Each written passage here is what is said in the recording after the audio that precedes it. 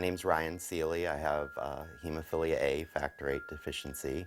Because it's a chronic illness, people look at that and you immediately get, oh, you poor guy. You know, you're this invalid, that can't do anything. And really, people are leading perfectly active, regular lives now with hemophilia. My maternal grandfather was a hemophiliac, and he was the furthest back that we know. And then I have an older male cousin in his late 60s that has it. And I had an older brother that had it as well, and then myself. I had been not involved in the hemophilia community at all. We were kind of isolated where I grew up, so I just really was very independent and didn't have a need for that connection. In fact, I didn't learn to self-infuse till I was 29. My brother, unfortunately, was a victim of the bad blood contamination and passed away from HIV and hemophilia complications in 1991 at 38. I always had received cryoprecipitate instead of factor, so I was spared HIV and hepatitis infection. I lived with survivor's guilt for a long time with that, watching comrades die and wonder why I was spared and that type of thing. I led a pretty productive life. I spent 20 years in the corporate world as a director of IT and financial services type folks.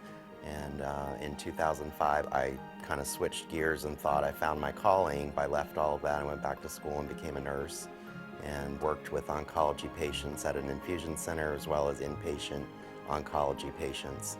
And 3 years into nursing, my body just kind of said enough. But once I went from a 20-year sedentary career to being a nurse working 12, 14, 16 hours a day, my bleeding episodes increased from 8 to 10 to 30 to 40 in a 12-month period.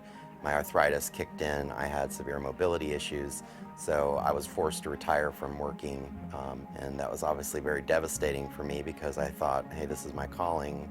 I'm meant to do this as a nurse, and now it's being taken away, and hemophilia had never controlled me that way before.